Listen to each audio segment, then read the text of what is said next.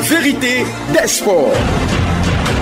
Bonsoir à tous, merci d'être avec nous sur la radio mère Radio Côte d'Ivoire 88.0 pour Abidjan et sa région.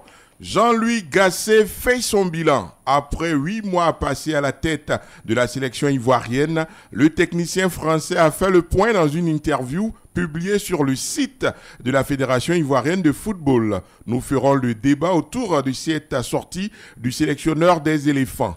Pour le deuxième débat, nous nous intéresserons aux différents comités de normalisation dont ont bénéficié des fédérations sportives en Côte d'Ivoire. Exemple, la boxe, le handball, le taekwondo, le football. L'objectif étant de créer les conditions d'une bonne gouvernance et faire renaître la paix entre les acteurs. Ces différents comités de régulation ont-ils réussi leur mission? En actualité, on évoquera la chute hier d'Arsenal face à Manchester City en Première Ligue, la Ligue des champions d'Europe et la 5e journée et le tableau final de la Coupe des clubs champions de volleyball de la zone 3. Nos chers consultants, Morou Bané, bonsoir. Bonsoir, Ange Alain Assoukro. Noël Yapo, bonsoir.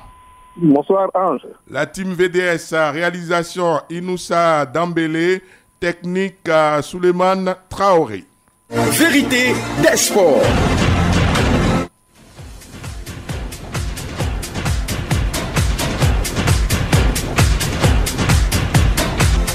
Notre premier débat. Après 8 mois passés à la tête de la sélection nationale de Côte d'Ivoire, le technicien français Jean-Louis Gasset a fait son premier bilan dans une interview publiée sur le site de la FIF.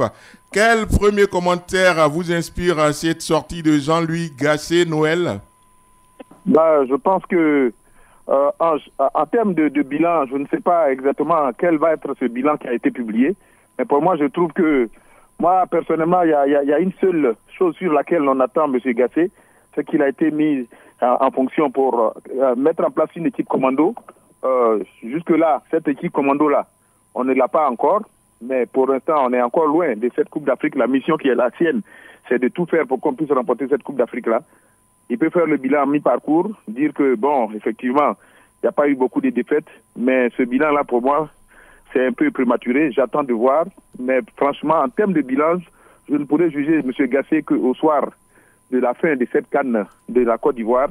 Pour l'instant, tout ce qu'il va nous dire, c'est pratiquement pour moi, c'est du discours, mais après, on verra, on va faire l'analyse de ce bilan-là dans le débat. D'accord, et surtout dans le détail. En attendant ce détail-là, Morou, premières impressions sur ce bilan de Jean-Louis Gasset publié sur le site de la Fédération ivoirienne de football.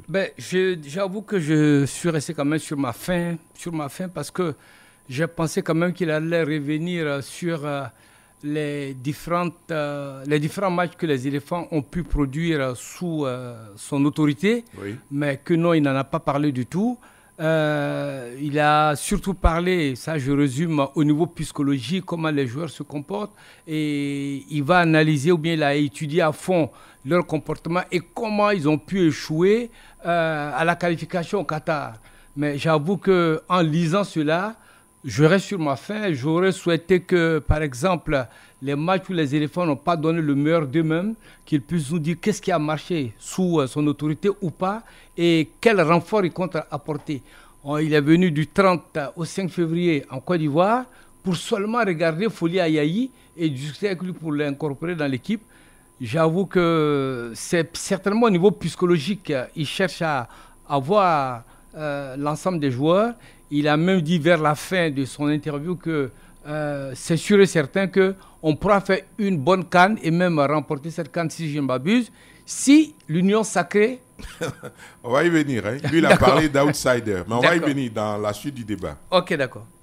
Donc voici un peu ce qui m'a laissé un peu sceptique quant à un vrai bilan. Moi, de mon côté, j'aurais souhaité que l'entraîneur nous dise ses conditions d'entraînement, les matchs qu'il a gagnés de manière difficile avec les joueurs, et tandis que des équipes sont en train de chercher, par exemple, à ne pas trop aligner Eric Bailly. Il y a quand même des remplaçants et non des moindres en Côte d'Ivoire ici pouvant le prendre. il veut toujours reconduire la même équipe. Est-ce que ce ne serait pas déjà une bataille de perdu quand vous voulez reconduire une équipe qui, depuis près de 3, 4, 5 ans, ne gagne plus? Mais il ne fait pas ce point. Il se lance plutôt dans des analyses psychologiques, dans des analyses environnementales pour pouvoir donner des explications sur ce bilan-là. D'accord. Dans le détail, pour une meilleure compréhension de nos auditeurs, il a parlé d'un travail d'observation, analyse de comportement des joueurs. Il a dit avoir vu une 50aine de jeunes joueurs, dont Abakar Silla et Datro Fofana. Noël. Oui, bon, en fait, je pense que si M. Gassé ne fait pas cette interview, on va peut-être lui reprocher de ne pas communiquer sur le travail qu'il fait. Mais bon, je crois que ça, c'est effectivement dans ce sens-là qu'il a fait cette interview. Mais en termes de bilan, oui, il a vu une 50aine de joueurs, dont Fofana, Datro. C'est une très bonne chose de voir cette 50aine de joueurs. C'est ce qu'on lui demande d'ailleurs dans son travail. Il a fait le tour, il a vu. Maintenant, dans tout ce qu'il a vu là, j'espère qu'il va pouvoir sortir une équipe assez compétitive, parce que le président de la fédération a dit, c'est pour mettre en place une équipe commando. Oui. Une équipe commando, c'est bien d'avoir vu ces jeunes joueurs-là, qui n'ont pour l'instant rien gagné encore et donc qui ont faim. J'espère qu'il va pouvoir tirer dans ces jeunes joueurs-là l'équipe commando dont la Côte d'Ivoire a besoin. Noël, comme Mané le disait. Noël, Oui. C'est surtout que sur cette première phase, une 50aine de jeunes joueurs dont il a parlé, nous, on ne l'a pas ressenti. Ah ben, justement, c'est ça, on ne l'a pas ressenti. Bon, je pense qu'il a fait ce travail-là après tous les matchs qu'il a effectués.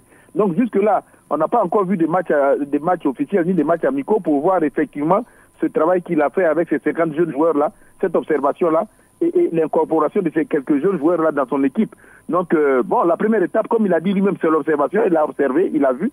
Ça veut dire qu'aujourd'hui, pour moi, il a du matériel humain pour travailler. Donc, demain, il ne peut pas encore nous dire qu'il n'a pas eu non seulement le temps, il n'a pas eu les moyens, mais il n'a pas eu le matériel. Il a eu aujourd'hui le temps, les moyens d'observer 50 jeunes joueurs. Il a le matériel humain. Donc, maintenant, on l'attend sur la mise en place de l'équipe. Morou? Oui, il faut dire aussi que, en rebondissant sur ce que vous avez dit tout de suite, une 50aine de joueurs, j'avoue que c'était pratiquement les mêmes 22-25 joueurs qu'il avait à sa disposition et qu'il a fait des turnovers, il a fait des remplacements. Donc on n'a pas senti la cinquantaine dont il parle. On n'a pas vraiment senti la cinquantaine, d'où il les a sortis. Là aussi, il y a des zones d'ombre.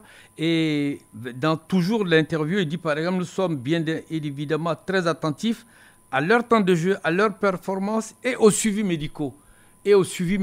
J'avoue que là aussi, est-ce que le sélectionneur n'outrepasse pas ses prérogatives en voulant faire le travail du staff médical à sa place, ou bien de quel suivi médical il veut nous parler? J'avoue qu'il y a beaucoup quand même de points d'interrogation dans cette interview que je dirais qu'il est un tant soit peu ambigu, à l'image de la mouture ambiguë de Cheikh Hamidou Kane.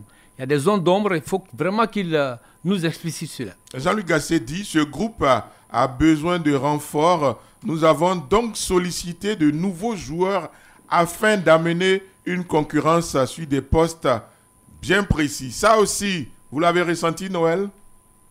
Bon, ça va, on ne l'a pas encore ressenti. Hein.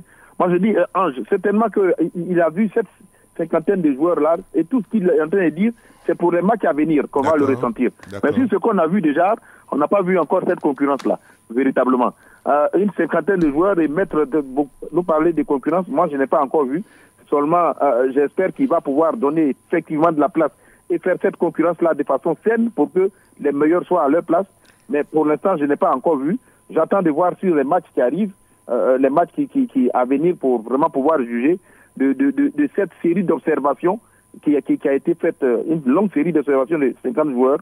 On attend de voir dans les matchs à venir. Morou, sur la concurrence? Oui, sur la concurrence, j'avoue que seul Sékou Fofana, qu'on a vu, qui est venu quand même bousculer un peu les rangs, mais en dehors de Sékou Fofana, lorsque vous prenez l'entièreté de l'effectif des éléphants, on n'a pas senti qu'il y avait de nouveaux joueurs à même de faire la concurrence avec les cadres qui étaient déjà sur place.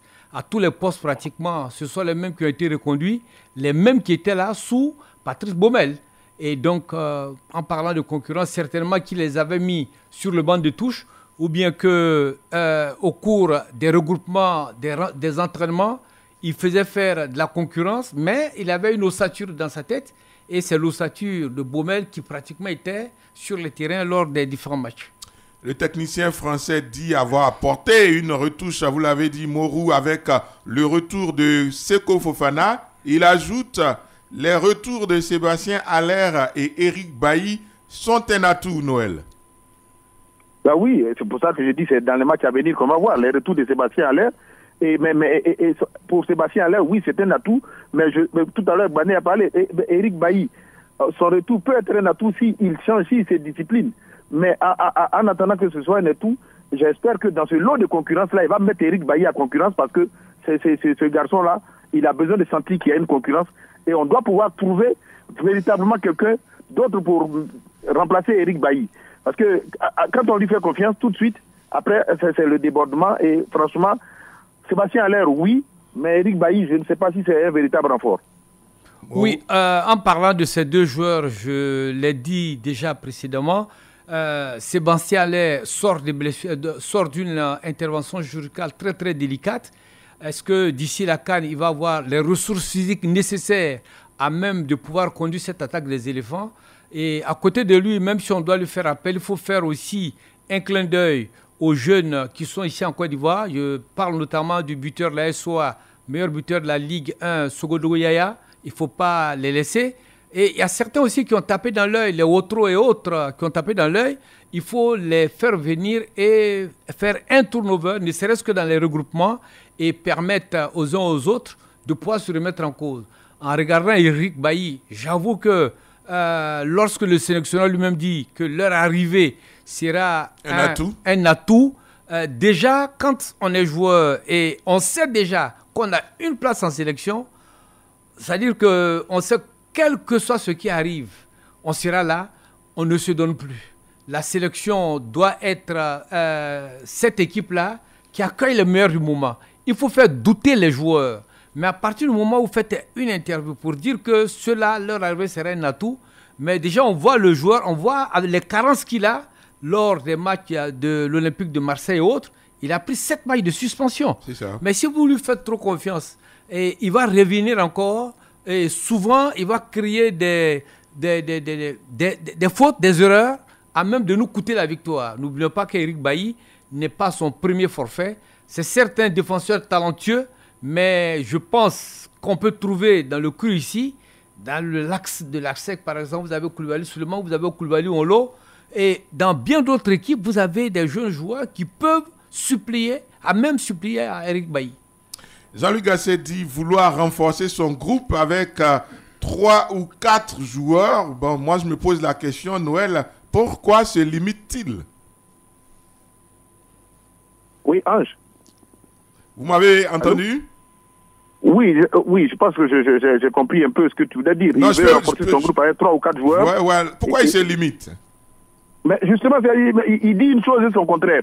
Il a observé 50 joueurs, et dans les 50 joueurs, il nous dit d'abord, je réalise ce que Bané a dit, il nous dit qu'il y a des joueurs, Haller et Eric Bailly, ça va être un atout. Mais il n'y a plus de concurrence. Si c'est eux qui sont les atouts, mais la concurrence, elle est où? Deuxième chose, il a observé 50 joueurs, et on va renforcer le groupe avec 3 ou 4 joueurs. Bon, franchement, moi je dis, il ne faut même pas se tenir ce genre de discours. Le groupe doit rester ouvert. Ce que moi je voudrais dire, c'est que, en son temps, Hervé Renard a fait confiance à Eric Bailly, à tout cela, parce qu'ils n'avaient rien gagné. Ils avaient faim. Il faut faire confiance à des jeunes qui n'ont rien gagné, qui ont faim, qui ont envie de démontrer. Mais tous ceux qui sont déjà des stars là, il faut commencer par les mettre de côté parce que ceux-là, ils n'ont plus rien à perdre. On peut perdre la Coupe d'Afrique des Nations et ils prennent les valises, ils s'en vont tout de suite dans leur club en Europe. Donc il faut mettre vraiment à défi tout le monde. Il faut mettre à contribution tout le monde, mais il ne faut pas faire en sorte que 3 ou 4 personnes, mais franchement, son groupe est déjà arrêté. Mais qu'est-ce qui va se passer d'ici là s'il y a des gens qui sortent du lot, qui sont brillants et tout ça? Comment cela va se passer? Donc il ne faut pas dire une chose et en même temps dire son contraire. Ou le groupe est ouvert à tout le monde, et puis pour l'instant il n'y a pas à faire des 3 ou 4 renforts. Tout le monde peut venir, tout le groupe même peut changer d'un moment à l'autre. Oui. Ou alors il connaît son groupe et puis c'est pas la peine qu'il nous distrait. C'est clair.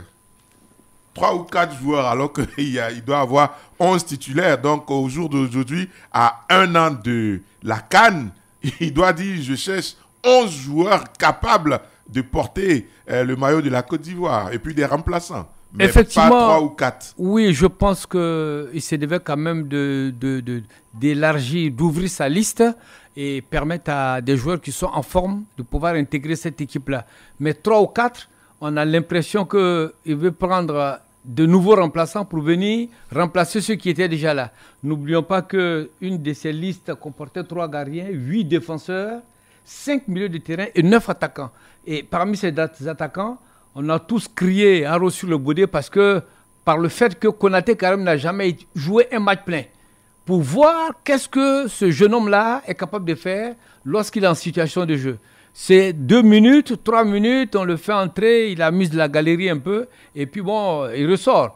Donc, venir prendre 4 joueurs, je dirais qu'il n'aura pas fait d'effort. C'est seulement l'ancienne équipe de Patrice Baumel qui le reconduit, même pas avec des réaménagements que lui, Gassé même, peut apporter en titularisant un joueur.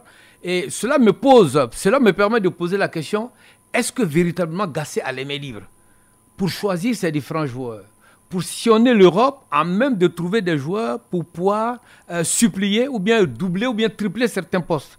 Et j'avoue que pour le moment, prendre 4 joueurs, les incorporer dans une liste de 25, la moisson est vraiment maigre. Il ne parle surtout pas, Morou, de gardien de but. Non, il ne parle pas de gardien de but. Alors qu'il devrait. Il devrait en parler, mais vous avez vu dans l'interview qu'il accorde aussi de la FIF, il a parlé on dit qu'il est venu du 30 janvier au 5 février, il est venu spécialement pour voir des locaux, notamment Folie Ayayi Charles, qui a fait un chan remarquable. Donc c'est dire qu'il a les yeux sur Folie Ayayi Charles, il pense que c'est lui le Messie, en même de pouvoir le sauver. Mais sait-on jamais. Folie Ayayi et puis plus rien derrière. Après ça, le problème des gardiens, c'est réglé. Selon Gassé, c'est réglé. Noël. Mais encore que Ange Folie Ayayi lui-même, c'est parce qu'il fait un bon chan. Sinon, Ayayi était remplaçant. Et celui dont Ayayi était le remplaçant. Il faut qu'il cherche à le voir. Oui. Parce que le vrai problème aussi de cette équipe de Côte d'Ivoire, c'est le poste de gardien de but. Regardez, on a joué tous ces matchs-là, M. Gassé a joué tous ces matchs-là, comme il a parlé de faire, au niveau des gardiens, il n'y a même pas eu de turnover. Tout a été joué par Sangaré Badra. Bon, mais pourtant, il y a 2 gardiens qui sont assis sur le banc qu'on aurait pu voir. Donc, on a un véritable problème de gardien, comme on a un véritable problème d'attaquant capable de marquer. Je crois qu'il a vu Folie Ayayi, mais avant le chan, Folie Ayayi même était remplaçant d'un gardien. Donc, il faut qu'il cherche à voir. Ça veut dire qu'il a compris aujourd'hui qu'au niveau local, il peut avoir de très bons gardiens dans Folie Ayayi, mais il ne faut pas qu'il se limite à Ayayi seulement. Et si on se limite à Ayayi, on est à 1 an, je dis, on est encore au moins à 10 mois de la compétition. Il faut laisser les choses ouvertes, pousser à la concurrence au maximum pour pouvoir sortir les meilleurs. Comme tu l'as dit tout à l'heure, Ange, il doit rechercher 11 joueurs capables de porter le maillot de Côte d'Ivoire pour respecter l'engagement de l'équipe commando, pour respecter le peuple de Côte d'Ivoire, parce qu'on ne va pas jouer cette compétition-là pour sortir au premier tour. Justement, Jean-Louis Gassé a épousé l'expression de son patron Idriss Diallo. Il dit, notre objectif est de créer un groupe commando. On met tout dedans dans ce groupe commando. Morou. Effectivement, il dit l'objectif c'est de transformer, de créer un groupe commando. Je souhaite pleinement qu'il ait vraiment ce groupe commando qui est le fighting spirit, qui est la motivation et qui ne rechigne à aucune tâche jusqu'à la dernière minute. Mais lorsqu'on a vu ces mêmes joueurs sous Patrice Baumel, la nonchalance avec laquelle ils jouent... Ils étaient partis en commando au Cameroun. Pour le retour face aux Camerounais. Oui. Et le commando, on ne l'a pas vu. Hein. Non, on nous a éliminés, on n'est pas allé au Qatar. On a été éliminés, on n'est pas parti au Qatar. C'est dire que c'est difficile de transformer un agneau en lionceau du jour au lendemain. Et donc, il ne faut pas se voiler la face. Je pense que ceux qu'on peut transformer en lionceau, c'est ceux qui ont envie, qui ont cette folle envie de vouloir gagner quelque chose parce qu'ils ne sont jamais venus. Et c'est pourquoi Noël Yapo, et vous, quand vous avez échangé, vous avez dit on aurait souhaité avoir 11 qui n'appartiennent pas à cette équipe, qui n'ont jamais bourlingué avec cette équipe. Et ces 11-là, nous allons voir véritablement que ce sont des combattants, des guerrillas, qui a même d'être un commando comme Jean-Louis Gassé le dit. Mais en prenant les mêmes, en les reconduisant, pensant que du jour au lendemain on peut transformer des agneaux en lions, j'avoue que ce sera quand même difficile. C'est le mot à la mode maintenant, hein, Noël. On a l'impression que commando c'est un fourre-tout, on met tout dedans. Oui, c'est le joli mot. Mais nous, peuple de Côte d'Ivoire, on attend, on sait ce que ça veut dire un commando. Et commando, il meurt les armes à la main. Et donc, dans ce commando-là, quand on va retrouver les mêmes qui sont déjà des stars, parce que quand on parle de commando, celui qui est déjà une star, qui a gagné beaucoup d'argent, lui, qu'est-ce que ça l'intéresse de venir jouer une Coupe d'Afrique des Nations, gagner ou pas? Eux, c'est des généraux. Justement. Les commandos, ce sont les soldats. Les commandos, ceux qui animent le commando, c'est les soldats de base. C'est ça. C'est ceux qui vont au travail, qui assument le labeur. Bon, maintenant, on va aller prendre tous ces généraux-là qui sont dans des bons salons, qui vivent heureusement dans les salons climatisés. On va venir leur dire de venir se battre ici. Demain, on va nous dire non, il faisait trop chaud, le terrain, il fallait le mouiller, il fallait faire ceci. Non, on a besoin des commandos dans l'esprit. Des gens qui veulent montrer à la Côte d'Ivoire qu'eux aussi, ils ont besoin de cette place en équipe nationale là et qui ont envie de porter. À la limite, il faudrait déposer les 11 maillots là et puis dire ceux qui pensent qu'ils sont hommes suffisamment commandos qui peuvent prendre les maillots, qui les prennent et puis on va voir. Mais il ne faut pas prendre des gens qui sont déjà qui ont déjà toute leur vie garantie, qui n'ont plus envie de mettre le pied et puis on dit on va faire un commando parce qu'on va travailler sur eux psychologiquement. Ceux-là, ils ont tous les psychologues du monde, mais ça n'arrive pas à changer. C'est pas ici qu'on va trouver les psychologues pour les transformer en commando, comme Banel le dit, transformer le lionceau, l'agneau, la souris en lion, c'est difficile. Pour conclure, Jean-Louis Gasset informe la population ivoirienne que pour sa CAN à domicile, la Côte d'Ivoire n'est pas favori, mais plutôt dans une position d'outsider. Êtes-vous d'accord avec le technicien français, Bané? Ben, je dirais à ce niveau, nous ne sommes pas favoris. Nous ne sommes pas favoris parce que généralement, il est très difficile de jouer sur soi et puis remporter la CAN. J'en veux pour preuve l'édition de 1984 et aussi l'édition qui a eu lieu au Cameroun, en Égypte, au Cameroun dernièrement. Et vous avez vu que le pays organisateur n'est même pas arrivé en finale. C'est-à-dire que c'est très difficile. Donc là, je pense qu'il revient sur terre en disant que bon, voilà ce qui peut se passer. Je ne sais pas quelles sont les conditions qui lui ont été fixées par ses mandants. Oui. La Fédération ivoirienne de football, on lui a dit s'arrêter jusqu'à quel niveau. Je peux vous le dire. Hein, oui, je peux le dire. Le premier objectif, c'est de remporter la CAN. Oui. Mais s'il arrive en demi-finale, il aura réussi sa mission. Ok, demi-finale, il aura réussi sa mission. Je pense que par le passé, les éléphants nous ont habitués à beaucoup, à sortir souvent des matchs de poule. Cette fois-ci, je pense que ça pourrait être la même chose. Et s'ils ont un brin d'orgueil, ils pourront quand même faire plaisir à la population parce que chacun d'entre eux, les parents de chacun d'entre eux vont se déplacer au stade, ne serait-ce que les acclamer, les applaudir afin qu'ils aillent de l'avant. Et c'est sûr et certain qu'avec un peu de sérieux, avec un peu de chance, j'ai dit un peu de chance, on peut arriver loin dans cette CAN. Noël, vous êtes d'accord avec le sélectionneur pour notre CAN? Nous ne sommes qu'outsiders? Non, ça, moi je ne suis pas d'accord avec ça, très franchement. Nous, on est outsiders. Outsiders, les favoris, c'est qui? Franchement, quand on regarde l'équipe nationale de Côte d'Ivoire, avec les joueurs qu'on met à la disposition, la qualité de ces joueurs-là, que M. Gasset nous dit qu'on est outsider alors qu'on joue chez nous à la maison, mais les favoris, c'est qui? Attends, la Côte d'Ivoire, ce n'est pas une équipe... c'est 25 professionnels de haut niveau, de haut rang qu'on met à la disposition, que la Côte d'Ivoire met à la disposition de M. Gasset. Et il a le temps, il n'est pas arrivé à 2-3 mois. C'est un an à l'avance, plus d'un an à l'avance qu'on met cela à sa disposition. On joue chez nous. Et il nous dit qu'on est outsider, mais les favoris, c'est qui? Alors, soit, il y a deux cas de figure, soit il le fait pour dire, pour endormir les adversaires, et puis, au dernier moment, sortir les dents, ou alors il commence par nous préparer déjà à l'échec. Et ça, moi, je n'accepte pas. On joue chez nous, on a les meilleurs joueurs aujourd'hui qui jouent dans les meilleurs championnats. On a un entraîneur qui s'appelle M. Gasset qui est sorti d'un lot qui est le meilleur entraîneur pour faire une équipe commando. Il ne peut pas venir nous dire qu'on est outsider. Les favoris, c'est qui? Franchement, Ange. À 18h, les grands titres de l'actualité qui seront développés dans la grande édition du soir du journal à 19h. Ce sera avec Nadège Kofi. On se retrouve juste après pour la suite de VDS. À tout de suite. 88.0 FM. Numéro 1 sur l'info et le sport. L'info et le sport. L'info et le sport. L'info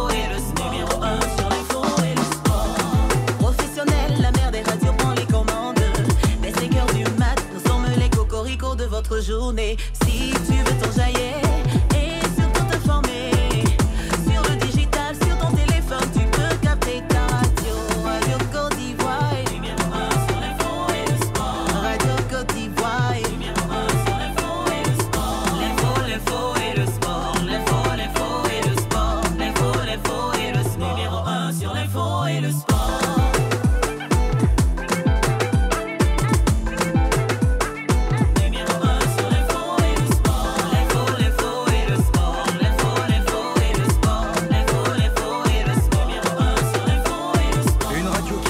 S'impose qui dit mieux. Ensemble nous sommes vainqueurs. Tu écoutes, je te kiffe. Y a pas le feu, hein. Si tu veux t'enjailler, faut pas chercher loin. Numéro 1 sur l'info et le sport. L'info et le sport. L'info et le sport. L'info et le sport. Numéro 1 sur l'info et le sport.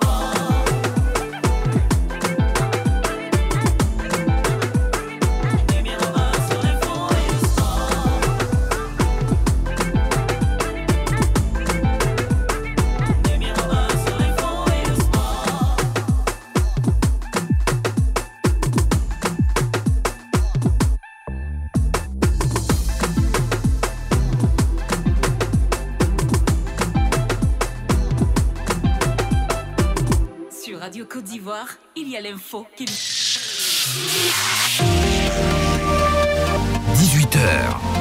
Vérité des sports. Dans l'actu volleyball, les vainqueurs hommes et dames de la 11e Coupe des clubs champions de la zone 3 seront connus aujourd'hui. D'abord, les résultats de la 5e et dernière journée. En hommes, la bataille a été épique entre la SEC Mimosa, entre les deux clubs ivoiriens, l'INJS et la SOA. L'INJS s'est débarrassé de la SOA. 3-7-2, ça a été très chaud entre les deux représentants ivoiriens. L'INJS a remporté le premier set. La SOA a enlevé les deux suivants. L'INJS a égalisé à 2-7 partout avant de s'imposer au tie-break. 16-14, Énergie du Bénin a laminé Alada également du Bénin 3-7-0 dans le choc entre Burkinabé. L'AS Douane a vaincu l'USFA 3-7-2 pour les dames. Dans le choc ivoiro-ivoirien, Descartes a accablé la SEC Mimosa 3-7-0. Dans le duel entre Burkinabé et l'AS Douane a maîtrisé Sonabel 3-7-2. Enfin, Doves du Togo bat Queens du Bénin 3-7-2 également. Les rencontres du tableau final, match de classement hommes pour les 5e et 6e places. Finance contre Énergie, tous les deux du Bénin. 3e et 4e place, SOA, USFA, finale homme, choc explosif, AS Douane, Burkina Faso, INJS, Côte d'Ivoire. Match de classement dames pour les 5e et 6e places, Doves du Togo contre Queens du Bénin. Pour les 3e et 4e places, malheureusement, choc entre Ivoiriennes, Descartes, ASEC Mimosa. Morou, on aurait préféré les voir disputer la finale à domicile. Oui, à défaut de la finale, elles vont se contenter d'une 3e place. 3e, 4e place, c'est déjà bon. Mais comme on ne cesse de le dire, il faut à l'entame de ces genres de compétition, avant même cela, il faut des regroupements, il faut se frotter à d'autres équipes de la sous-région pour mieux préparer. Ce n'est pas parce que ça se déroule chez nous qu'il faut seulement se contenter. Mais on aurait souhaité avoir ces deux équipes en finale et ça allait montrer un peu la vitalité de notre volley. Mais à l'impossible de tenue, il y a eu plus fort qu'elle. On va se contenter de ce troisième match, de ce match-là qui va déterminer celui qui est 3e. Noël, chez nous, on aurait voulu une finale Descartes à sec. Bah oui, Ange, c'est ce qu'on aurait voulu. Mais la réalité nous a rattrapés. C'est le reflet de notre volleyball. C'est le reflet de notre championnat. C'est le reflet de ce que nous valons. On a organisé chez nous. On ne peut pas être en finale. Ça veut dire qu'on a du travail à refaire, à voir. Et donc, on doit s'en contenter. Ça, ce n'est pas la faute à quelqu'un d'autre. C'est la faute à nous-mêmes qui avons pensé que autant nous ne travaillons pas sérieusement, les autres ne travaillent pas.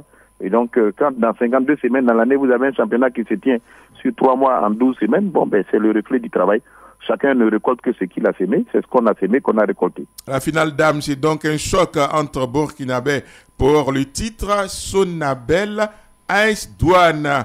Activité du Comité national olympique Côte d'Ivoire pour qualifier un maximum d'athlètes et surtout pour une participation réussie de la Côte d'Ivoire aux 4e Jeux olympiques de la jeunesse en 2026 au Sénégal. Le CNO Côte d'Ivoire a lancé un premier camp de préparation des athlètes. 43 athlètes issus des fédérations d'athlétisme, de taekwondo, de tennis et de tennis de table participent à ce premier camp de préparation qui va s'étendre sur plusieurs sessions. C'est à l'INJS, Institut national de la jeunesse et du sport. Pendant 8 jours, ces jeunes athlètes, dont l'âge varie entre 12 et 14 ans, vont s'entraîner avec des techniciens chevronnés. Les explications du président du Comité national olympique Côte d'Ivoire, Merthe Georges Ngwa. Cette cérémonie va dans le sens de ce que vous avez toujours dit. C'est l'excellence. La jeunesse, c'est l'excellence. Et que vous voulez une jeunesse performante aux Jeux de Dakar de 2026.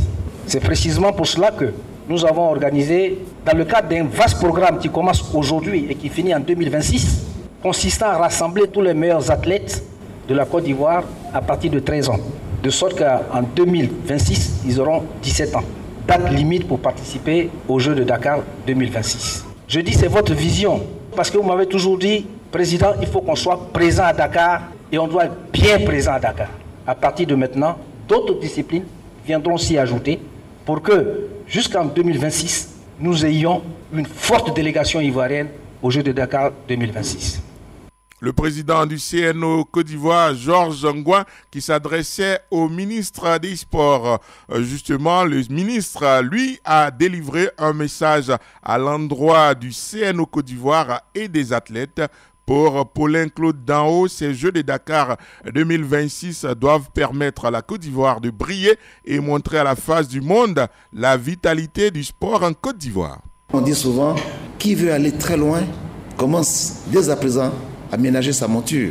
Si nous voulons nous projeter et donner des perspectives à la jeunesse, à l'occasion de l'année de la jeunesse, c'est dès maintenant que nous devons coopter les jeunes, les préparer psychologiquement, les préparer physiquement, dans toutes les disciplines olympiques pour que nous ne fassions pas de la figuration à Dakar, mais que nous soyons effectivement avec des athlètes préparés, cooptés, qui pourront donc porter haut le flambeau de notre pays. Il est passé le temps des lamentations, parce que pendant longtemps, on passe plus de temps à faire des récriminations qu'à anticiper. Et puis quand le moment arrive, on dit oui, on n'a pas les moyens, on pleurniche. Or si on anticipe, comme c'est le cas maintenant, nous nous donnons les moyens de former des jeunes, et une bonne préparation pour que demain, ils puissent être dans les meilleures conditions pour porter haut le flambeau de notre pays. Après ce premier camp de préparation qui se déroulera du 11 au 19 février, un deuxième est programmé pendant les vacances scolaires. Ce sera avec des athlètes d'autres disciplines olympiques. Noël, une belle initiative. Ben oui, c'est une belle initiative. Et je me réjouis d'entendre le ministre parler comme ça parce que ça veut dire qu'on a pris le pouls de la situation, qu'on ne peut pas gagner si on n'a pas fait de planification, on ne peut rien gagner si on ne se prépare pas longtemps à l'avance et que on ne peut pas espérer avoir des champions sans aucune préparation. Et qu'une préparation, elle se planifie, et ça, moi, c'est ce qui me réjouit. En se préparant, en commençant à mettre ça en priorité maintenant, on est sûr que d'ici 2026, des actions vont se poser, des actes vont être posés pour qu'on aille dans ce sens d'aller gagner des lauréats à Dakar. Mais je dis, ça ne doit pas être dans les actes, ça doit pas être dans la parole, il faut qu'on sente ces actes-là. On a parlé, le ministre a parlé aujourd'hui, le président du CNO a parlé, mais ça doit être tout un programme avec un chronogramme bien clair qui amène à ces résultats-là jusqu'au jeu de 2026 à Dakar. Morou? Oui, je dirais que le ministre donc, en parlant de ces différents jeux, exhorte les uns et les autres à faire mieux, et surtout pour Dakar. Et je pense que les différents directeurs et même les différents compétiteurs qui y sont, qui vont entendre ce que le ministre a dit, c'est sûr et certain qu'ils vont s'y mettre et donner le meilleur d'eux-mêmes. Vérité des sports.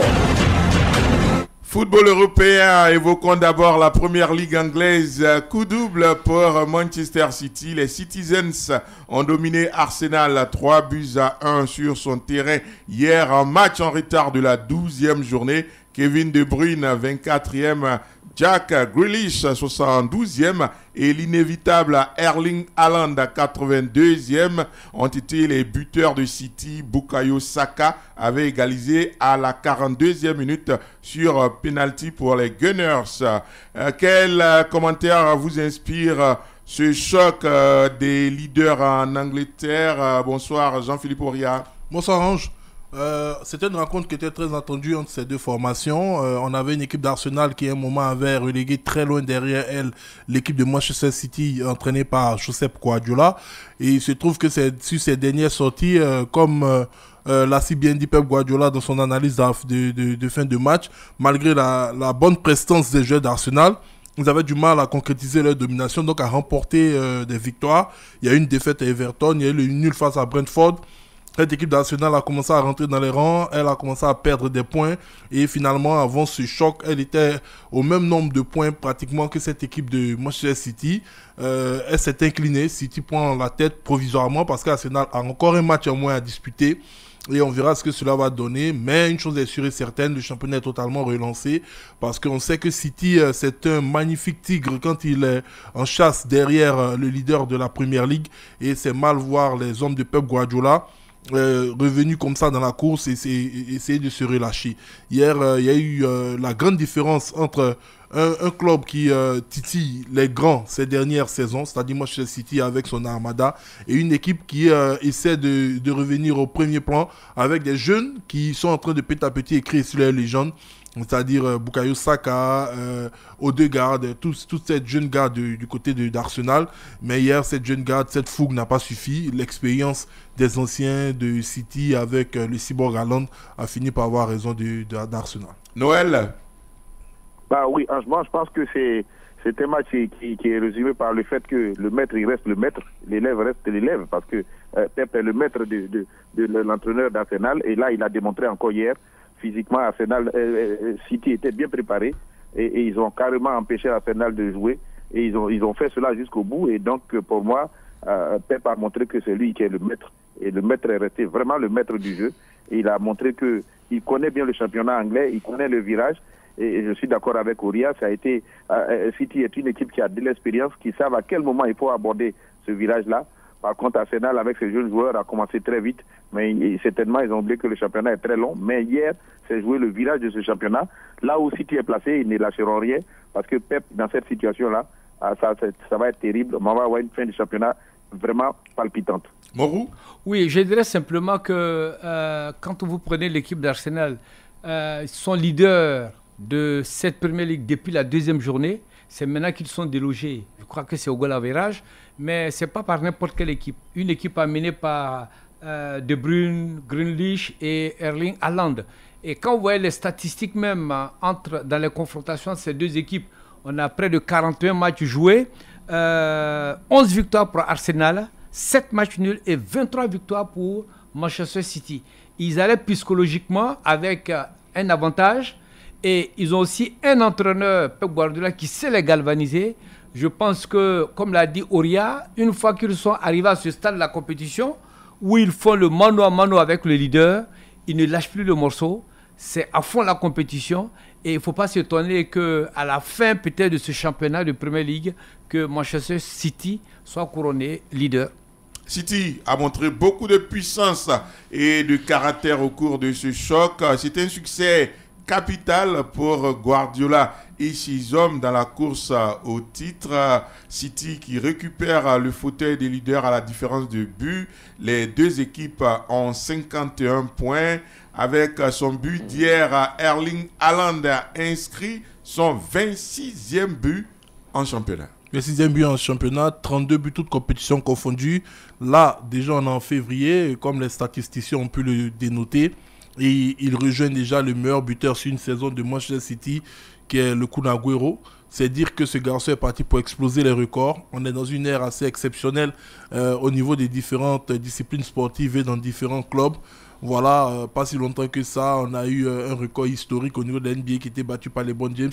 Ici, c'est un record de Manchester City. Des records ne font que tomber ces dernières années. Donc je pense qu'il est parti pour écrire en lettres capitales dorées son nom au niveau de l'Etihad Stadium et au niveau même du cœur de chaque supporter de Manchester City.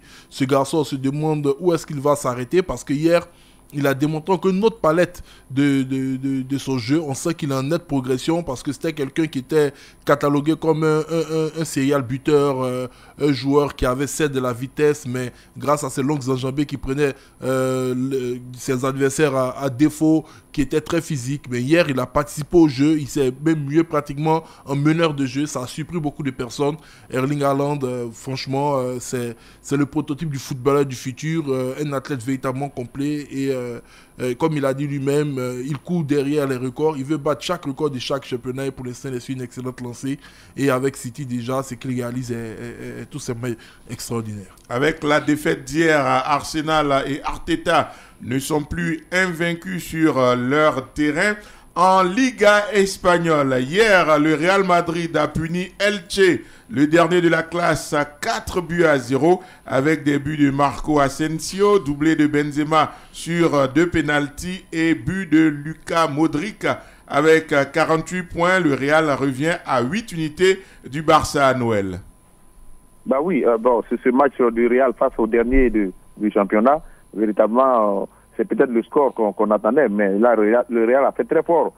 Moralement, ils sont galvanisés avec ce trophée qu'ils viennent de gagner. Et donc, ils ont pulvérisé cette équipe-là. Ils reviennent à 8 longueurs, c'est vrai, mais véritablement, c'est un championnat qui va être difficile. Moi, je l'ai dit, il y a des équipes comme ça qui connaissent bien les virages du championnat, dont le Real de Madrid. Ils sont là, ils avancent à 8 longueurs de Barcelone. Ils regardent dans le coin de l'œil, mais ils attendent la bonne occasion. C'est vrai que cette année, le Barça ne lâche rien, mais le Barça, vous savez, c'est très difficile d'être en tête. Mais quand on est au milieu, on supporte moins la pression. Mais la pression, quand on est en tête, est très forte. Et c'est cette pression-là que le Real va continuer de mettre sur ce Barça-là jusqu'au bout. Mais bon, hier, ça a été un match tranquille. Bon, on va dire qu'on attend de voir la suite de ce championnat, mais ça risque d'être palpitant parce qu'un seul faux pas de Barcelone va amener la forte pression du Real sur cette équipe du Barça. La Ligue des Champions, 8e de finale, allé hier, le Borussia Dortmund a vaincu Chelsea 1-0 et Benfica est allé s'imposer en Belgique au Club Bruges 2-0, Morou. Oui, Benfica qui gagne et puis l'équipe allemande Borussia qui bat Chelsea. C'est dire qu'au niveau de l'Allemagne, le football est très en verbe et c'est un championnat qui tient. Et j'avoue que les deux équipes allemandes, le Bayern et le Borussia, se sont imposés. Et je pense que en demi-finale, lors des prochaines confrontations pour la qualification, certainement ces deux équipes-là vont valider leur ticket. Et là aussi, il faut tirer un coup de chapeau à ces équipes allemandes qui, très vite, leur équipe nationale est sortie du Qatar, du championnat de la Coupe du Monde au Qatar. Est-ce qu'ils l'ont fait exprès ou bien est-ce qu'ils sont tombés réellement, mais ils en ont profité pour venir se préparer et puis attaquer l'Europe. Et le résultat est là, ils sont en train de faire des victoires. Ça, il faut leur rendre grâce pour ça. Benfica continue sur sa lancée. Après avoir contrarié le Paris Saint-Germain en poule, Benfica est allé en Belgique battre le Club Bruges 2-0. Oui, cette équipe de Benfica, cette équipe portugaise, c'est en train de s'affirmer progressivement et en train aussi d'étaler ou bien de résister face aux grands d'Europe. Vous l'avez si bien souligné. Face au PSG, ça a été vraiment, ça a été tiré par les cheveux, certes, mais le Benfica a tenu le PSG. Et maintenant, ils vont en Belgique, aller tenir le Club Bruges comment dirais-je, en échec. J'avoue que cette équipe nous fait rêver. Ils ont fait de bons recrutements et aujourd'hui, ils sont progressivement en train de s'affirmer. Il faut compter avec le Portugal. Et puis, à côté du Portugal, vous avez déjà l'Espagne qui montre quand même qu'ils ont un championnat très, très fort. Et donc, je pense que ces équipes lusitaniennes-là vont nous faire voir beaucoup de joueurs et surtout le retour des grandes équipes de cette partie du continent européen. Aujourd'hui, c'est l'Europa League, les 16e de finale aller. Auria choc FC Barcelone, Manchester United. Oui, ça aurait pu être une rencontre à banaliser, vu que ces deux équipes se retrouvent au niveau de l'Europa League. Sauf que ces deux équipes actuellement démontrent un niveau de forme plus que satisfaisant. On a l'équipe de Manchester United qui a eu un début de saison assez difficile avec la polémique Cristiano Ronaldo finalement qui s'est retrouvé du côté de l'Arabie Saoudite et d'Al Nasser. On a en face l'équipe du FC Barcelone également, un début de saison englué dans des problèmes économiques qui n'arrivaient pas à se constituer un effectif de qualité, qui devait jouer sur ces différents leviers afin d'espérer avoir une équipe compétitive et qui dès le retour de la Coupe du Monde est pratiquement à 11 matchs sans défaite. Donc ce sont deux formations relativement très en forme qui, si elles avaient eu peut-être la même forme la saison passée ou en début de saison, surtout pour le Barça qui est passé par la Ligue des Champions et sorti au premier tour, ne se retrouverait sûrement pas en Europa League, ce sont des reversés. Et je pense que ça va être une rencontre de haut calibre, d'une grande qualité. De le côté de Manchester United, ils vont pouvoir compter sur le magnifique attaquant qui brille de mille feux actuellement, Rashford. Et du côté du FC Barcelone, ils vont compter sur leur petite vedette Pedri. Mais il y a encore une autre satisfaction là-bas qui, depuis un certain nombre de matchs, est en train de mettre tout le monde d'accord. C'est le métronome ivoirien Franck Kessié. Donc c'est dire qu'on s'attend à une très très grande rencontre entre ces deux équipes ce soir. Vérité des sports.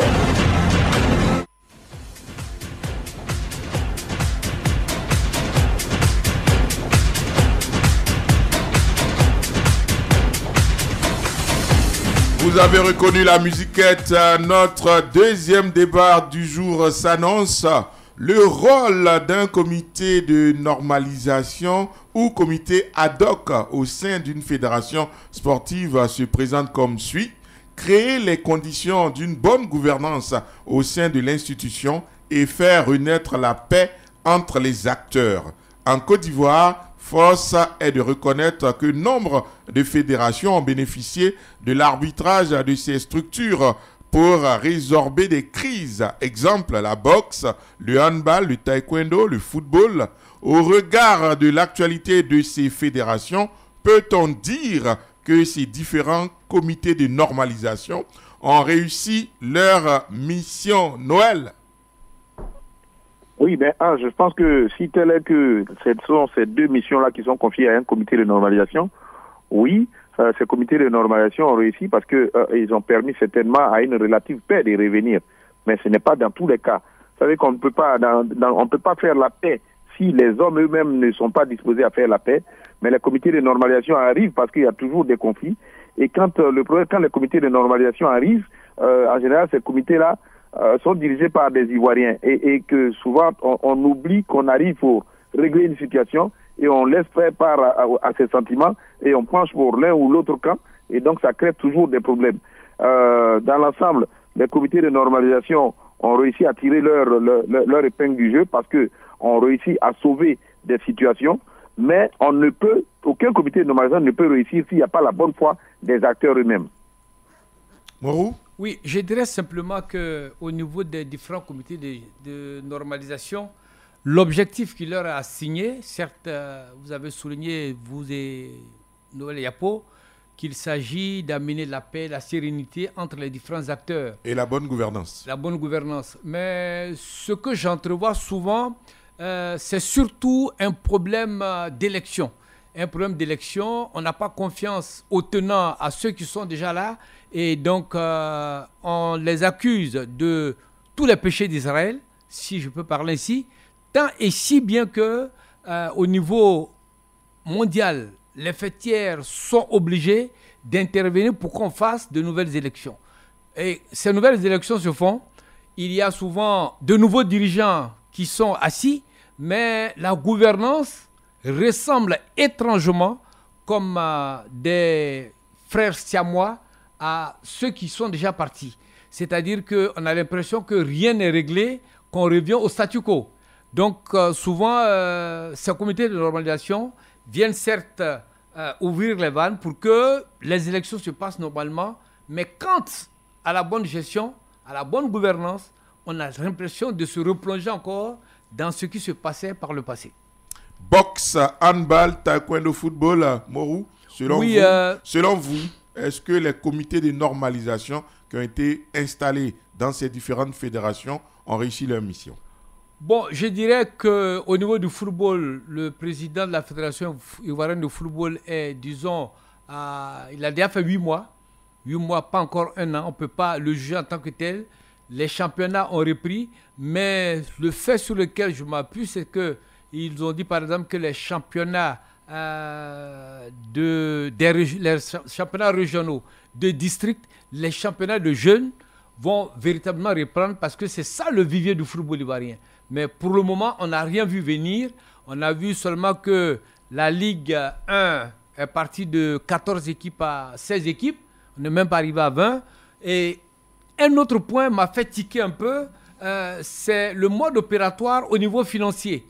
Par le passé, l'ancien comité exécutif vous donnait par exemple aux équipes environ 35 millions pour pouvoir commencer la saison. Mais ici, on dit, bon, pour une question de bonne gouvernance, on vous donnera des miettes à concurrence de 10 millions de francs pour commencer votre affaire. Et chaque mois, vous devrez passer à la caisse en montrant, bien sûr, les factures de ceci ou cela. Bon, j'avoue que 10 millions dans le mois, d'accord, mais est-ce que ça peut permettre de faire des perspectives à long terme? 10 millions pour des équipes à qui on demande d'avoir une section féminine, une section jeune, et de donner des salaires à tout un chacun, est-ce que 10 millions véritablement suffisent dans le mois pour le faire? J'avoue que là aussi, je reste un peu sceptique quant à ce qui a été décidé.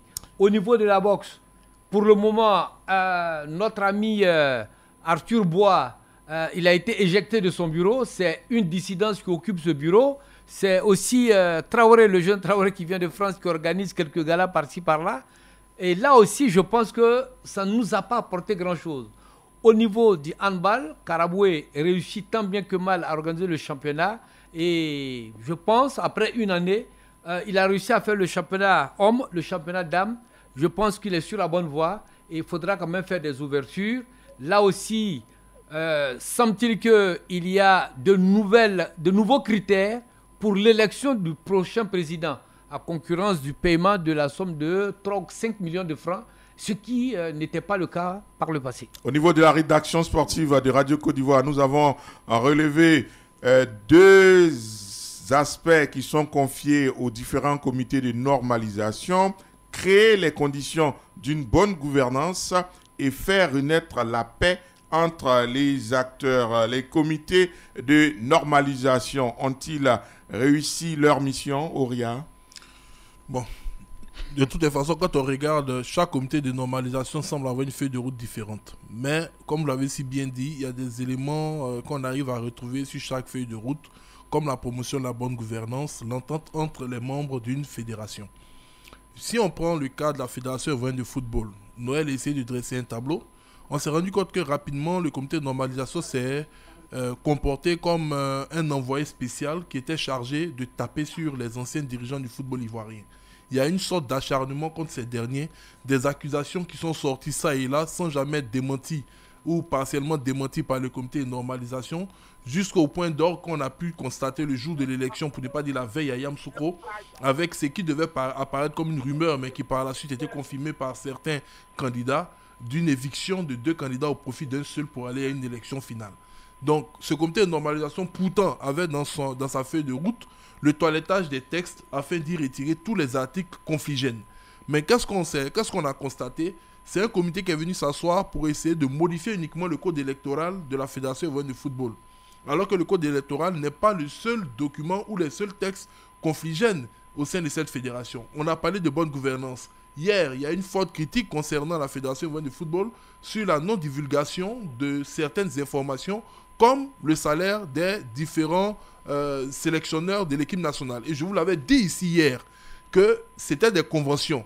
Est-ce que c'était marqué dans les textes? Si on avait eu un comité de normalisation qui était soucieux que la transparence se fasse dans la gestion des fédérations, notamment celle de la Fédération ivoirienne de football, elle aurait inclus dans les nouveaux tests que ces genres d'informations devaient être rendues publiques. J'ai pris le cas de la FIFA hier pour dire que depuis 2022, la FIFA rend public le paiement de tous les membres de cette institution.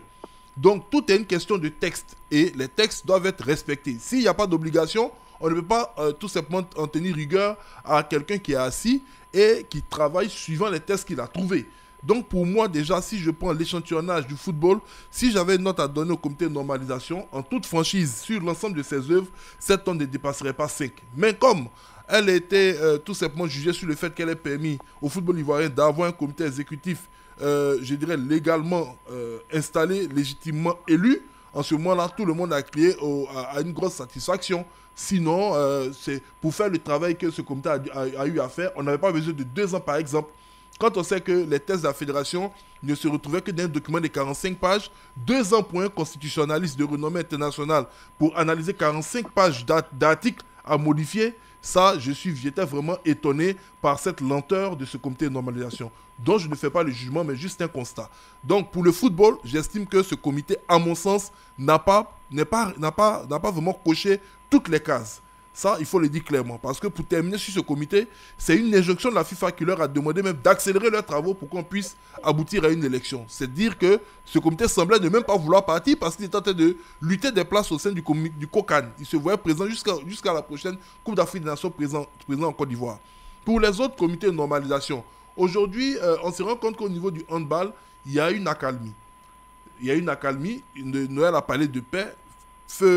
L'ancien Premier ministre Konan Banny le disait, il ne faudrait pas confondre le calme à la paix. Donc la paix, c'est vraiment un état d'esprit. Pour l'instant, il y a une accalmie au niveau de ces fédérations. On laisse un président dérouler son programme et on attend de voir. Lorsqu'il a fait sa dernière assemblée générale, on a vu que le quorum était atteint, mais l'ensemble des acteurs du handball n'étaient pas présents. On s'est interrogé sur ces raisons. Bon, je pense que si on va farfouiner un peu, on trouvera les raisons de la non-présence de la majorité d'entre eux, en espérant que cela n'est pas dû à une dissidence. Au niveau du basket, on se rend compte que ça n'a pas marché du tout. Parce qu'aujourd'hui, on voit dans quel état se trouve la fédération ivoirienne, de boxe, excusez-moi. D'accord, oui. De boxe. Ouais. Donc, comme je le disais tantôt, si on regarde chaque comité de normalisation par rapport à son cahier de charges, on ne peut avoir qu'un jugement, je dirais, individuel concernant ces comités au cas par cas. Donc, c'est ce que je voulais dire. Pour moi, le football, ça n'a pas été du tout ça. Au niveau du handball, pour l'instant, ça va. Donc, on estime que c'est bon. Et puis, pour le reste, il y a d'autres qui sont des échecs cuisants. Sur la bonne gouvernance et la paix entre les acteurs, quel bilan faites-vous après les normalisations, Noël? Oui, j'avoue que le comité de normalisation, il peut mettre tous les mécanismes de bonne gouvernance, mais dès qu'il part, la gouvernance revient à ceux qui sont là.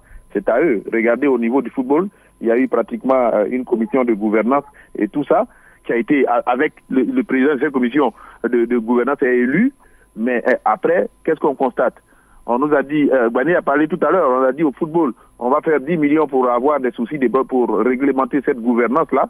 Oui, mais après, quand on signe un partenariat, on ne peut pas donner le montant, on n'est plus dans la bonne gouvernance. Donc, vous voyez que le problème de ces comités de normalisation est difficile parce que ils ne peuvent pas imposer. Les comités de normalisation font des propositions et après, c'est la même assemblée générale où les gens sont assis et ils se bagarrent. C'est à cette même assemblée générale-là qu'on va soumettre les propositions qui ont été faites par ce comité de normalisation.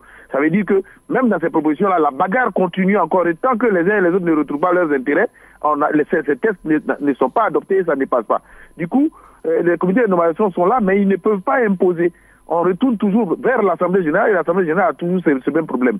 Concernant le deuxième aspect, la paix, oui, on va demander à ce comité de faire d'amener la paix. Naturellement, quand les gens se battent et qu'à un moment on dégage tout le monde pour mettre un comité qui est dit neutre, forcément ça fait réfléchir les uns et les autres et ça amène à une relative accalmie. C'est ce qui se passe aujourd'hui dans certaines fédérations, mais il y en a d'autres où c'est pratiquement la grande bagarre encore. Au football, ça a ramené une accalmie, ce n'est pas encore la grande paix.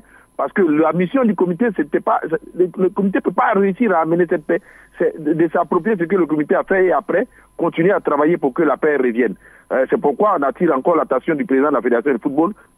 La normalisation est passée. Il a dit qu'il va avoir les états généraux, il va avoir les mains tendues. Il faut que cela se fasse pour que la paix véritable revienne parce qu'on s'en va vers cette CAN de 2024. Noël, le comité de normalisation avait pourtant dit « Nous prenons notre temps parce que nous allons partir en laissant des textes forts. » Oui, Ange, oui, ils vont partir en laissant les textes forts. Mais quand vous partez, vous laissez les textes forts à ceux qui sont derrière. C'est ceux-là qui doivent appliquer ces textes-là forts pour que ces textes-là soient véritablement forts. Mais quand vous êtes parti et que vous n'avez pas... le vrai problème, c'est que ce comité, oui, il veut laisser les tests forts, mais il ne peut pas changer les tests. Les tests, ils sont forts. Les tests forts qu'il laisse là, il doit les faire adopter par l'Assemblée générale, qui est souveraine. Mais si l'Assemblée générale, vous avez beau faire... Moi, je prends le cas du football amateur.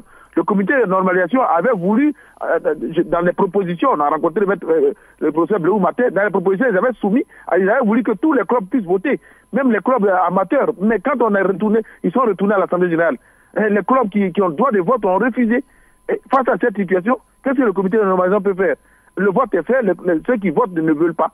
Donc ils ont dû, à leur corps défendant, accepter ce que les votants voulaient. Donc les tests, oui, des tests forts, mais les tests forts là doivent être adoptés par une assemblée générale qui ne veut pas de tests forts. Qu'est-ce que le comité de normalisation peut faire? Ils n'ont pas la force pour imposer des tests. Et c'est ça qui est difficile dans la mission. Mais Noël, moi je suis très heureux quand vous le dites, mais il faut se rappeler également d'un fait qui s'est passé durant la gestion de ce comité de normalisation à la tête de la Fédération de football.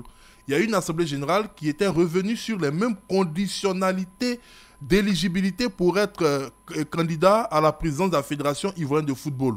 C'est-à-dire les 3 clubs de Ligue 1, les 2 clubs de Ligue 2, les 2 clubs de D3 et sans oublier le groupement d'intérêt. Ils avaient voté, l'Assemblée générale avait été d'accord, tous les candidats présents étaient d'accord. Quand ils sont sortis, qu'est-ce qui s'est passé? Le même comité de normalisation a envoyé un courrier à la FIFA qui a redonné injonction aux membres actifs de la fédération de se retrouver dans l'Assemblée générale et de gommer ce choix qui avait été fait. Ça, nous tous, on se le rappelle. Donc, arrivé un moment, quand il s'agit d'élections, où on a l'impression qu'on est en train de défendre la cause d'une personne, là, le comité de normalisation et ceux qui les ont employés, la FIFA, peut taper du doigt sur les membres actifs de la fédération pour leur imposer un choix. Et quand il s'agit de bonne gouvernance, on dit non, ils n'en ont pas les moyens. Non, il faut le dire clairement. Vous le dites, vous avez rencontré le professeur Martin Bleou. Quels sont les articles en termes de bonne gouvernance qui ont été ajoutés, modifiés, qui ont été mis en avant par ce comité de normalisation durant son exercice? Quels sont ces articles? Tous les articles qui ont été modifiés ont touché uniquement le code électoral. Ça, c'est une réalité. C'est une réalité pure et simple. Donc, pour moi, le comité de normalisation qui était arrivé, il devait pratiquement toiletter tout ce qui se passait au niveau de la fédération de mauvais. Ils sont juste restés bloqués sur un pan des problèmes. Voilà, ils ont fait que déplacer les autres problèmes. Ils sont concentrés sur l'élection. Ils ont fini l'élection, ils sont partis. Mais moi, je suis président de la fédération. Paix à son âme. Siri Diallo, c'est ce qu'il disait quand le GIEC se plaignait de certains textes au sein de cette fédération. Il a dit, mais ces textes, ce n'était pas lui qui les avait fait voter. Il les avait trouvés votés par son excellent Jacques Anouma, qui était de l'autre côté aujourd'hui. Donc c'est de ça qu'il s'agissait. Déjà, mais il y avait un problème de texte qui avait été soulevé par le GX. Quand le comité est venu, est-ce que ces textes ont été modifiés? On s'est rendu compte que non. Donc ça, c'est une réalité aussi de l'échec de ce comité de normalisation. D'accord. Noël dit il y a une relative accalmie au football. Morou, c'est votre avis? Oui, c'est un peu mon avis. C'est un peu mon avis dans la mesure où les 2 candidats qui ont été battus, je dirais, à la loyale, se sont mis de côté. Ils ne mettent pas les bâtons dans les roues du comité exécutif. Ils regardent faire sans aucune autre action visant à entraver la bonne marche des activités de la Fédération ivoirienne de football. Et Noël a raison de dire une relative accalmie, parce que jusqu'à présent, il y a encore des vents contraires par rapport aux objectifs de la Fédération ivoirienne de football. On a cessé de le dire. Quand un match de football se pratique, plus il y a du monde qui vient regarder le match, les organisateurs, la fêtière, tout le monde est content. On a vu un bilan qui a été fait par M. Salih Bitogo, un bilan pratiquement déficitaire au niveau de cette fédération, avec le fait qu'au niveau finance, ça ne suit pas. Au niveau aussi du nombre de spectateurs, c'est en deçà de ce qui est attendu. Est-ce que véritablement Idriss Diallo, le président de la Fédération ivoirienne, arrive à dérouler son programme sans les spectateurs dans les stades? J'avoue que c'est là aussi un problème. Et donc, on a cessé de le dire à la veille, ou bien à la veille bientôt de la Coupe d'Afrique des Nations. Il est important qu'il y ait une véritable réconciliation pour que tous les sportifs, tous les amoureux du football puissent aller la main dans la main, remplir les différents stades. Il ne faut pas laisser de côté des candidats qu'on a dit qu'on a battus de combien de voix 2 voix, c'est pas vraiment chose. C'est pas vraiment Énorme, élevé et c'est pas énorme. Il faut faire la paix avec tout cela et aller à la paix. Aller à la paix, vous montrer ensemble. On a vu dernièrement à la Fondation Félix Houphouët-Boigny, le président de la République, avec les ex-présidents, ils étaient tous ensemble. Et là encore, ça donne du baume au cœur de l'Ivoirien lambda, qui se sent en sécurité, étant donné que les leaders même ont fait la paix. Mais au football, pourquoi on ne peut pas copier la même chose? Je pense que Idriss, il est en train de tarder. Peut-être sa dessein, ou bien peut-être ses envoyés, le président Adou Nango, le doyen Adou Nango et puis Didier Benjamin ne sont pas encore venus lui faire le point de leurs différentes démarches à même de ramener Sori Diabaté et puis Drogba Didier autour de Idriss Diallo. Noël, absence des spectateurs au stade de football, la création de plusieurs associations annexes, c'est ça la calmie? Bah oui, c'est pourquoi j'ai été clair, j'ai dit c'est une relative accalmie. Relative accalmie parce que les uns et les autres se sont mis de côté pour observer et on attend pour voir. Donc on ne veut pas être responsable de ce qui va se passer. C'est une relative accalmie, c'est une façon de dire nous ne sommes pas là, on a laissé les uns et les autres travailler, on regarde, on attend. Il y a eu déjà des réactions. Quand vous voyez les différentes associations qui sont créées, les syndicats qui se créent aujourd'hui à gauche et à droite, la non-reconnaissance des unions de certaines corporations, tout ceci, ça veut dire que ça couvre. Mais la paix, ça met du temps pour l'avoir. Mais en même temps que ça met suffisamment de temps pour avoir cette paix-là, il faut travailler dans ce sens-là. Malheureusement, mon constat, c'est que on n'est pas en train de travailler dans ce sens-là. On continue, on est encore dans une situation où ceux qui ont gagné continuent de regarder les uns et les autres à tous les niveaux de corporation comme des perdants. Or, ce n'est pas ce qu'il faut faire pour ramener la paix. Bané a parlé de tout à l'heure au sommet de l'État, mais ça a mis du temps pour qu'on arrive à ce genre d'image qu'on voit. Mais en même temps, ils ont travaillé doucement dessus pour qu'on arrive là. Malheureusement, au football, c'est 4 ans. 4 ans pour un mandat, mais il faut travailler pour que la paix revienne parce que, moi, je suis clair, c'est une relative accalmie. Parce que les uns et les autres attendent ce bouton-là qui va faire péter la chose. Malheureusement, nous, on prie pour que ça ne pète pas. Mais on constate que c'est ça qui est là. Vous voyez, toutes ces associations, tous ces syndicats-là, à quoi ça sert si on s'en va tous vers la paix? On est à Vérité des Sports. 11 mois après la normalisation, on a le sentiment que Sori Diabaté et Didier Drogba restent quelque peu braqués en dehors de ce qui se passe dans la vie du football ivoirien. Oui, braquer, c'est trop dire. Mais il faut dire que ce sont 2 jeunes personnalités qui connaissent leur place. Quand elles ne sont pas invitées, elles préfèrent rester dans leur coin parce qu'on ne sait jamais. Vous pouvez venir au stade Champrou si vous n'avez pas été invité et vous pouvez être pris à partie par les Kidam et la fédération va se dédouaner. Or, en vous invitant à venir assister à un match, c'est sûr et certain que le président de la fédération ivoirienne viendra vous accueillir et ensemble, vous allez aller dans les tribunes pour assister aux différents matchs. Mais pour le moment, ils n'ont pas été invités. Ils n'ont même pas été invités ni à aller ensemble au Chan, ni dans des matchs phares des éléphants. Tout le temps, ils sont mis de côté, ils sont ostracisés. Et je pense que ce n'est pas la bonne manière. Au sortir d'une élection aussi tumultueuse, où un candidat gagne au forceps, il faut véritablement tendre la main à ceux qui ont été vos concurrents à un moment donné. Ils n'ont pas été des ennemis. On a vu Drogba, on a vu Sori, on a vu Sori et puis Idriss Diallo se retrouver sur une tribune, parler de paix, parler de travailler dans la cohésion, ensemble tout et tout. Mais dès la fin des élections, tout est fini là. Il semble que dans le camp d'Idriss, il y a des va-t-en-guerre. Il y a des va-t-en-guerre qui ne veulent pas de cette réconciliation et qui veulent diriger la fédération à eux seuls. Le football, c'est un sport d'équipe. Il y a 11 personnes. C'est comme l'instance dirigeante. Vous ne pouvez pas, parmi ceux qui ont été élus, diriger vous seulement le football. Il faut, à un moment donné, vous associer aux anciens qui ont perdu et qui viennent vous apporter, au moins par leur présence, ils vont venir avec des spectateurs lors des différents matchs qui vont avoir lieu. Ce n'est plus dans les années 60 où vous avez Dieng Oussienou qui peut battre un candidat et qui, lui seul avec ses hommes, vont toujours continuer d'aller au stade. Mais j'avoue que chacun doit œuvrer afin que les trois personnalités puissent se retrouver et ensemble, ce que nous recherchons, qu'il y ait cet engouement autour du football pour la CAN 2024. Vérité des sports. Le football ivoirien est toujours parsemé de difficultés. Un championnat national en baisse de régime, la défection des stades, absence d'une véritable cohésion entre les acteurs. Auria, c'est la faute à la normalisation? Pas que. Je dirais pas que, puisqu'elle est venue trouver une situation et elle n'a pas réussi, à mon sens, à apaiser la tension. Elle a même exacerbé. Voilà, moi c'est mon constat. Elle aurait dû, parce que c'était sa mission, réussir à faire comprendre aux candidats qui étaient les plus visibles concernant cette élection que c'était vraiment très important pour eux de travailler en synergie pour que le football ivoirien puisse avancer.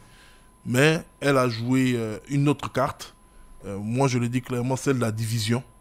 Et cela s'est encore plus exacerbé après son départ, à travers cette élection qui s'est déroulée du côté de Yamoussoukro. Je ne vais pas l'accabler plus parce qu'elle n'est pas responsable de ce qui se trouvait au sein de la fédération avant qu'elle n'arrive. On a pu aller à cette élection parce qu'arrivé un moment, les acteurs du football ont constaté que la normalisation leur faisait plus de mal que de bien à travers les résultats sportifs, à travers les résultats financiers. Parce que je vous le dis, suite à quelques investigations, j'ai appris récemment que sous la normalisation, certains joueurs de l'équipe nationale n'auraient pas perçu leur prime de présence en sélection, l'équipe nationale A. C'est dire que déjà même cette normalisation était en train de nous faire perdre certains acquis qu'on avait, qui faisaient de notre sélection nationale l'une des plus performantes du continent parce qu'on n'avait plus ces histoires de problèmes de prime. Maintenant, concernant l'entente entre ces trois hommes, qu'est-ce que l'on peut dire? Moi, je suis le partisan farouche de ceux qui estiment que quand quelqu'un a remporté une élection, on doit laisser ce dernier-là dérouler son programme. Il ne faudrait pas que demain, l'on puisse dire que oui, comme il était contraint par l'opinion publique de travailler forcément avec les perdants, raison pour laquelle dans ses concessions, il n'a pas pu mettre en œuvre son programme à lui. Et les autres candidats qui ont perdu œuvrent aussi dans le développement du football ivoirien. On a appris récemment que le candidat Didier Drogba était le président d'honneur de l'Union des footballeurs ivoiriens, l'UFCI je crois, voilà, dirigée par Zoro Mark. Et cette union va faire quoi? Elle va travailler pour l'amélioration encore plus du cadre de vie des footballeurs. Donc c'est œuvrer pour le développement du football, l'épanouissement des athlètes. Ça œuvre également à élever le niveau du football. Du côté de Sori Diabaté, il est membre d'une association des clubs de football ivoiriens qui regroupe 30 clubs qui ont décidé dans un esprit de solidarité de s'entraider dans divers domaines qui, ils estiment, ne sont pas forcément du ressort de la fédération. Vous estimez que ce que vous êtes en train d'expliquer là actuellement, le football ivoirien, ça fonctionne bien? On a laissé les gagnants en train de gouverner, ça fonctionne, ça va? Mais bien sûr, puisque actuellement, est-ce qu'il y a un problème particulier au niveau de la gestion de la fédération?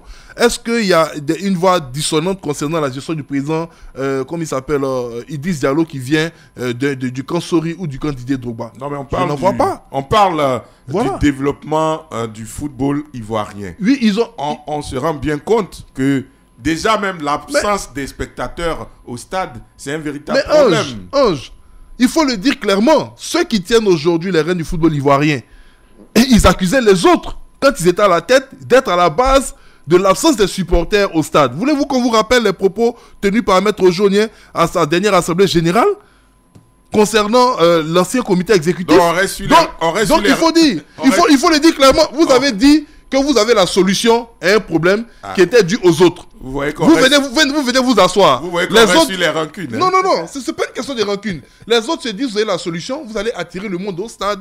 Puisque qu'est-ce que le président Idriss Diallo a dit à tout le monde? Qu'il avait un pool de sponsors qui était déjà prêt. Dès qu'il s'assoit, on va voir ce pool de sponsors. Donc je vais terminer rapidement, parce que c'est très intéressant. Oui. Quand il y a eu l'ouverture du stade de Yamoussoukro, moi j'y étais.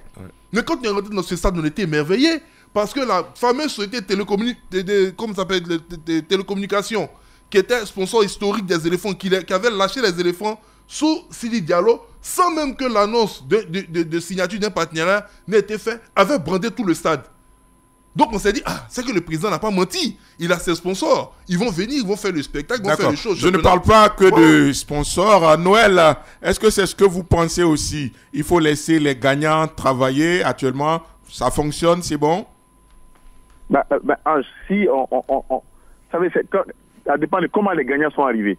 Quand les gagnants sont arrivés dans les conditions dont Oria vient de parler, en méprisant les uns et les autres, quand vous arrivez, que vous faites croire que vous avez toutes les solutions de la terre, celui que vous avez gagné, vous avez battu, se met en retrait. Et cette mise en retrait, elle est dangereuse. Parce que c'est vrai, on peut ne pas mettre tous les perdants dans son bureau, mais on doit leur reconnaître qu'il y a une expertise, on doit aller vers eux, ils ont perdu, on doit pouvoir marcher main dans la main avec tout le monde. Ça ne veut pas dire que quand on a perdu, qu'on marche main dans la main avec les uns et les autres, on va diriger avec eux. Mais ça veut dire qu'il y a une bonne foi. Or là, on sent que ça couvre. Les gagnants et les perdants se sont retirés, ils regardent, ils ont certainement des solutions qu'ils pouvaient apporter, mais celui qui est là aujourd'hui dit que lui, il avait les solutions. Donc comme il dit qu'il avait les solutions, mais écoutez, nous on n'a rien à dire, nous on le regarde. Mais on le regarde, mais ce n'est pas lui, c'est le football qu'on regarde et qui fait qu'aujourd'hui, même la SEC Mimosa, avec tout ce qui se dit, la SEC Mimosa joue devant les stades vides. L'équipe, on n'arrive pas à remplir pour un championnat, on n'arrive pas à avoir des supporters. Regardez bien, on n'arrive pas à avoir des supporters. Mais quand Didier Drogba rentre dans le stade, tout le stade est rempli quand il joue. Qu'est-ce qui se passe? Pourquoi on ne va pas vers Didier pour dire, écoutez, faisons la paix, laissons ça, passons au football ivoirien, on est ensemble. Donc, mettons à un moment l'orgueil de côté. Malheureusement, on n'arrive pas à mettre cet orgueil de côté et ça tue, et ça risque de tuer le football ivoirien. Morou? Oui, je dirais simplement qu'on dira qu'on a tous failli. On a tous failli, et c'est pourquoi souvent ce débat, je n'ose pas me prononcer parce que, hors micro, Ange et moi, on a fait le débat. Par le fait que nous étions sur cette antenne, il semble que chacun des intervenants avait un parti pris. Aujourd'hui, nous le disons sans faux fuyant, il faut qu'ils arrivent à faire la paix. À faire la paix des braves. Et les Indiens le disent, il faut qu'ils fument le calumet de la paix pour le bonheur du football ivoirien. Je dirais que nul n'est irremplaçable. Certes, Oria, il est partisan du fait qu'une équipe qui gagne, il faut la laisser gérer. Mais nous sommes ici dans une situation un peu délicate et difficile. Nous organisons une CAN en 2024. Nous voulons qu'il y ait du monde dans les tribunes. Et nous devrons passer par, dépasser nos différents égos, faire appel à toutes les intelligences, tout le monde est important. L'essentiel, il faut que nous réussissions la CAN, comme l'a dit le ministre Amicha, le président du COCAN. Donc, véritablement, concernant cette échéance, il est plus qu'important que ceux qui dirigent, le président Idriss Diallo, Malik Toué, Salih Betogo, Maître Roger Ognien, puissent véritablement tendre la main à leurs jeunes frères que sont Sori Yabaté et puis Didier Drogba, pour que ceux-là apportent leur expertise et surtout font venir dans les stades les nombreux supporters qui sont encore là et qui soutiennent ces deux icônes du football. Oria? Moi, je voulais ajouter juste un petit élément concernant ce soutien ou cette unité qu'il devrait avoir. Je vais prendre quelque chose qui s'est passé sous la normalisation. On sait tous en Côte d'Ivoire, il y a des notoriétés publiques que c'est le bureau exécutif emmené par Sidi Diallo qui a remporté l'organisation de la Coupe d'Afrique des Nations en Côte d'Ivoire après celle organisée par le Cameroun avec les nombreux glissements. Dans la première mouture, le candidat Sori Diabaté, qui est une expertise reconnue à travers même le monde par la FIFA et même la CAF, a été positionné comme vice-président du COCAN, chargé de l'organisation des rencontres. Quand la normalisation est arrivée, qu'est-ce qu'elle a fait? Pour des problèmes de personnes, elle a manœuvré pour le faire ressortir du COCAN. Malgré le fait que le président du COCAN, M. Amicha, était contre cette situation. Ensuite, quand le nouveau comité exécutif est arrivé, pourquoi n'avoir pas tendu cette perche à Sori Diabaté pour le réinstaller au COCAN? Mais non, ils ont préféré installer une autre personne. Donc voilà des exemples palpables qui démontrent qu'ils n'ont pas envie de travailler avec les autres. Donc les autres vont les regarder travailler et chacun va tirer sa conclusion. D'accord. Plus proche de nous à 19h, la grande édition du journal du soir avec Nadège Kofi, la team VDS. Merci nos chers consultants Noël Yapo, Jean-Philippe Oria, Morou Bané, réalisation Inoussa Dambélé, technique Honoré Oka. Demain, c'est la version actualité de vérité des sports. Vous serez en compagnie de Brice Kouassi.